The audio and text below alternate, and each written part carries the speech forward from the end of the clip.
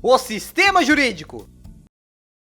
Eu juro que isso vai fazer sentido. Graças a ele, nós somos agraciados com situações curiosas que nunca aconteceriam em circunstâncias comuns. Tipo o breve momento no Japão em que a série se chamou Sega Sonic. Durante o ano de 1990 e 1991, duas franquias de duas empresas diferentes foram criadas, sendo elas Sonic the Hedgehog da Sega e Sonic Blast Man da Taito. Esses dois são um caso bem curioso de coincidência, pois ambas as franquias foram registradas dias entre uma e a outra, e acabaram tendo o mesmo nome entre elas. Diferente de Sonic the Hedgehog, Sonic Blast Man se trata de uma máquina de soco. Bem, pelo menos seu jogo original de arcade é. A versão de Super Nintendo é um beat'em up que eu jogava bastante quando eu era criança. No arcade, você batia na almofada de soco e o jogo progredia com inimigos mais fortes. Sonic acabou sendo a palavra registrada que deu problema nesse caso. Isso significava que a Sega não podia usar esse nome em seus jogos do Japão, especificamente nos arcades, que foi a plataforma que a Taito registrou o nome Sonic, já que Sonic Blast Man são três palavras distintas, e Sonic era a palavra que estava dando problemas para a Sega. Com isso, para diferenciar ambas as séries no mercado japonês, a série Sonic the Hedgehog recebeu esse nome não apenas para diferenciar as séries no mercado japonês nos arcades, como também no marketing da franquia nele. Mas vou deixar para falar disso melhor outro dia. Hoje vamos focar na franquia de jogos. Afinal, graças a essa situação inusitada, acabamos que tivemos uma minissérie de jogos, entre aspas, do ouriço. Deixa eu explicar. Diferente de jogos convencionais, alguns desses títulos são um pouco diferentes de videogames tradicionais, pois nem sequer jogos completos eles podem ser chamados, sendo eles Waku Waku Sonic Patrol Car, Sega Sonic Cosmo Fighter e Sega Sonic Popcorn Shop. E sim, eu sei que um desses não se chama Sega Sonic, ele foi lançado no mesmo mês que aconteceu o registro da marca.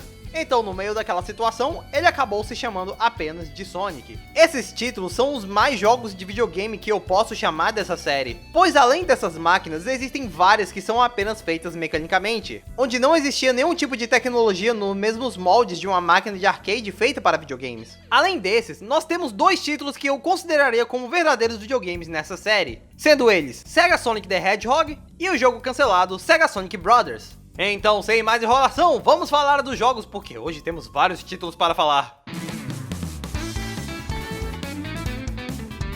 Waku Waku Sonic Patrol Car entra na categoria de isso mal pode ser chamado de jogo. Não é que ele não seja divertido, é mais que as condições que eu estou analisando ele são um pouco comprometedoras. Para ter a experiência 100% do jogo, eu precisava estar em uma cabine para experienciar exatamente o que o jogo quer passar. E dentro de um emulador, isso simplesmente não é possível. Mas a verdade é que talvez mesmo numa cabine de verdade, eu não me divertiria muito. Esse jogo grita, eu fui feito para ser jogado por crianças de 5 anos. Pois ele é bem simples e direto. A premissa dele é que Sonic é um policial em sua patrulha matinal, até que no meio do trânsito, ele acaba se deparando com um Eggman. E nosso objetivo é destruir o carro dele e voltar para a delegacia após um dia de serviço completo. E é isso, o jogo até te dá uma nota no final de cada corrida, sendo um sistema de ranking legítimo. O jogo acaba sendo mais interessante do que divertido. Ele é só muito básico, e a parte mais divertida dele é a experiência de jogar em uma máquina real, que, pra ser honesto, eu ia pilhar muito quando eu era criança.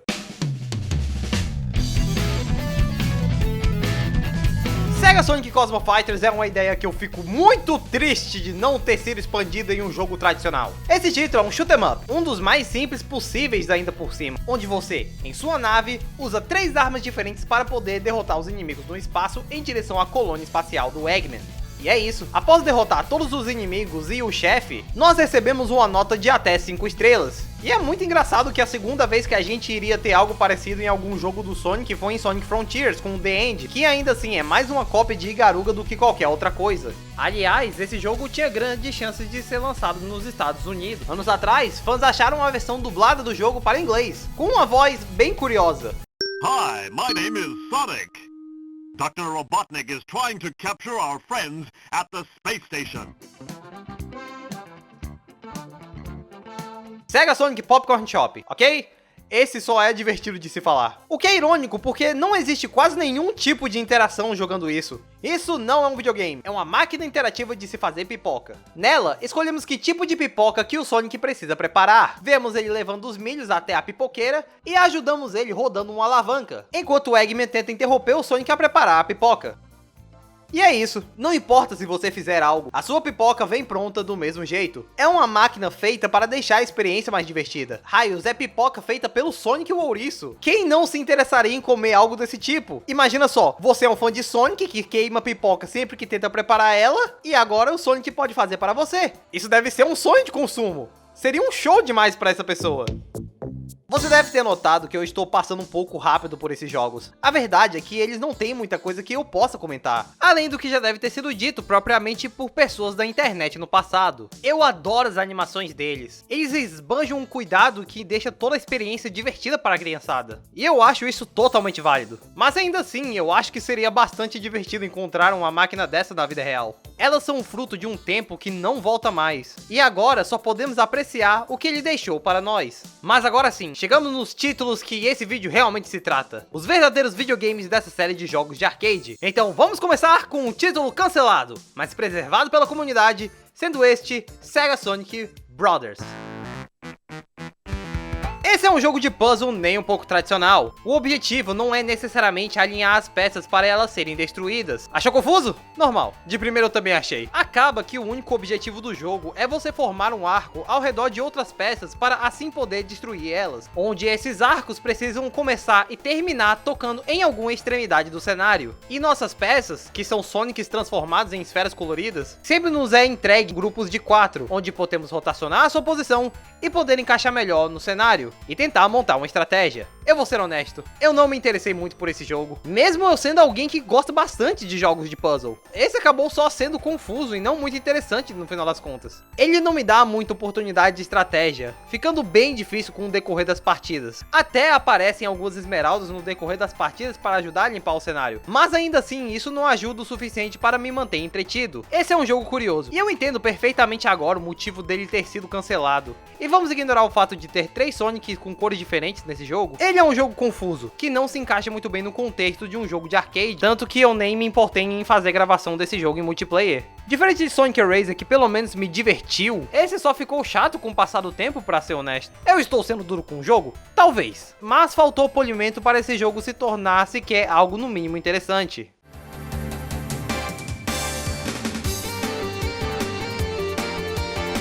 Mas agora, vamos para um título verdadeiramente interessante. Com um esquema de controles não muito convencional, onde você controla o jogo usando uma trackball, Sega Sonic the Hedgehog é provavelmente um dos jogos mais divertidos da série clássica, mesmo com sua dificuldade absurda. O jogo é uma série de corridas de obstáculos, onde o objetivo é escapar vivo das armadilhas implantadas pelo Eggman no percurso e obstáculos do próprio cenário. E é nisso onde o jogo brilha bastante. Ele é rápido, direto ao ponto e simples de se entender no momento que você começa a jogar. Você anda e pula, assim como nos jogos tradicionais. E essa mesma filosofia de simples de se aprender e difícil de se masterizar, se mantém nesse jogo. As fases, apesar de serem relativamente simples, requerem às vezes um nível de precisão que chega a ser absurdo em alguns casos. Um jogo levando o broche de Papa Fish com orgulho pra casa. Uma coisa que eu adoro nesse jogo é como ele parece um desenho animado. Por esse ser um jogo feito para máquinas de arcade, os desenvolvedores puderam botar tanta personalidade nos personagens, a mesma que um animador colocaria em desenhos dos anos 60. Não importa qual ação eles têm, vai existir uma animação que corresponde a ela. Uma armadilha cai em cima do personagem, vemos ele esmagado logo em seguida.